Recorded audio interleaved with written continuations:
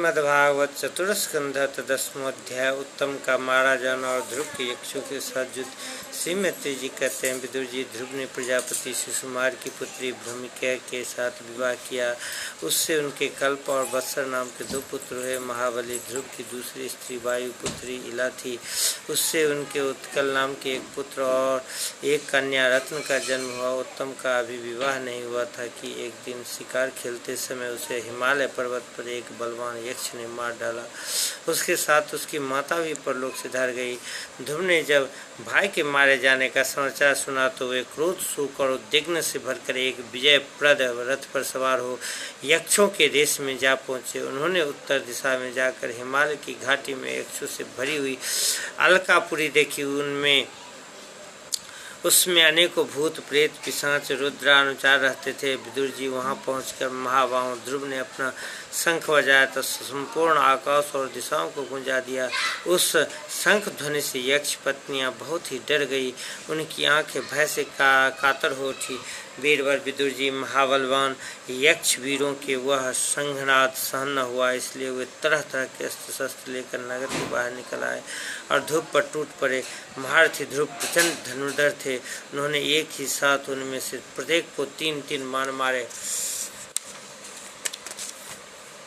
उन सभी ने जब अपने अपने मस्तकों में 3-3 बाण लगे देखे तब उन्हें यह विश्वास हो गया कि हमारी हार अवश्य होगी।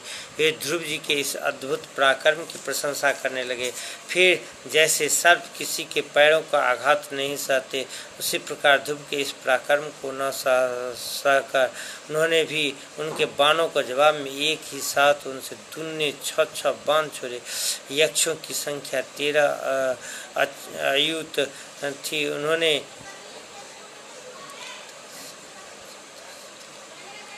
उन्होंने ध्रुव जी का बदला लेने के लिए अत्यंत कुपित होकर रथ और सारथी के सहित उन पर परे खड्ग, प्रास, त्रिशूल, फरसा, शक्ति, रिष्टि, भुसुंडी तथा चित्र विचित्र पंखदार बाणों की वर्षा की।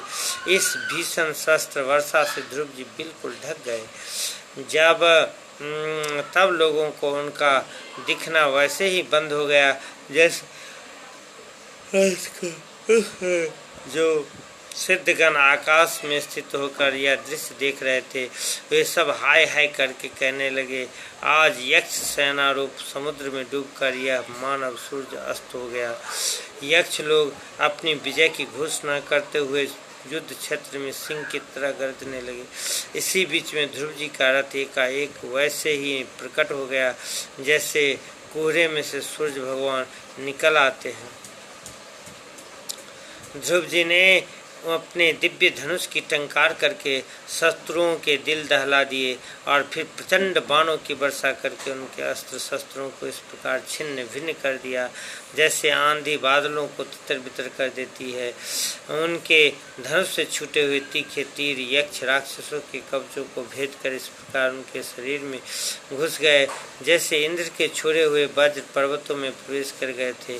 विदुर जी महाराज ध्रुव के बाणों से कटे हुए यक्षों की सुंदर कुंडल मंडित मस्तकों से सुनहरी ताल वृक्ष के समान जांघों से बलय विभूषित बाहुओं से हार भुजबंद मुकुट और बहुमूल्य पगड़ियों से पटी हुई वह वीरों के मन को लुभाने वाली समर भूमि बड़ी शोभा पा रही थी। जो यक्ष किसी प्रकार जीवित बचे वे क्षत्रिय प्रवर ध्रुव जी के बाणों से प्राय अंग अंग छिन्न भिन्न हो जाने के कारण युद्ध क्रीड़ा में सिंह से परास्त हुए गजराज के समान मैदान छोड़कर भाग गए।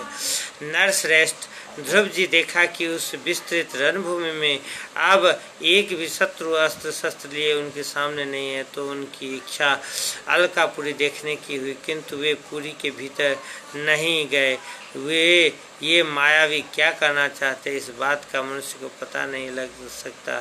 सारथी से इस प्रकार कहकर वे उस विचित्र रथ में बैठे रहे तथा शत्रु के नवीन आक्रमण की आशंका से सावधान हो गए। इतने में उन्होंने समुद्र के गर्जना के समान आंधी का भीषण शब्द सुनाई दिया तथा दिशा में उठती हुई धूल भी दिखाई दी। एक क्षण में सारा आकाश मेघमाला से घिर गया।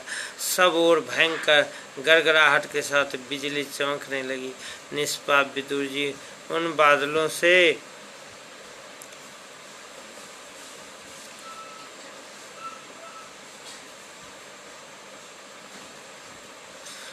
से खून का पीप, विष्ठा, मूत्र एवं चर्बी की वर्षा होने लगी और ध्रुव जी के आगे आकाश से बहुत से धर गिरने लगे। फिर आकाश में एक पर्वत दिखाई दिया और सभी दिशाओं में पत्थरों की वर्षा के साथ गदा, परीग, तलवार और मूसल गिरने लगे। उन्होंने देखा कि बहुत से सर्प वज्र की तरह फुफकार मारते रोषपूर्ण नेत्रों से आग की चिंगारियां उगलते आ रहे हैं और झुंड के झुंड मतवाले हाथी, सिंह और बाघ भी दौड़े चले आ रहे हैं। प्रलय काल की स्वानभंग और से डुबाता हुआ बड़ी भीषण गर्जना के साथ उनकी ओर बढ़ रहा है। क्रूर स्वभाव असुरों ने अपनी आपसी माया से ऐसे ही बहुत से कौतुक दिखलाए जिनसे कायरों के मन कांप सकते थे। ध्रुव जी पर असुरों ने अपनी दुस्तर माया फैलाई है। यह सुनकर वहाँ कुछ मुनियों ने आकर उनके लिए मंगल कामना की। मुनियों ने कहा, उत्तानपाद नंदन ध्रुव, शरणागत भयभंजन शंखपाणि भगवान नारायण तुम्हारे शत्रुओं का संहार करे। भगवान का तो नाम ही ऐसे हैं जिसके सुनने और कीर्तन करने मात्र से मनुष्य दुस्तर मृत्यु के मुख से अनायास ही बच जाता है। इति श्रीमद्भागवते महापुराणे ब्रह्मविद्या संहितायां 4th स्कंदे 10वां अध्याय।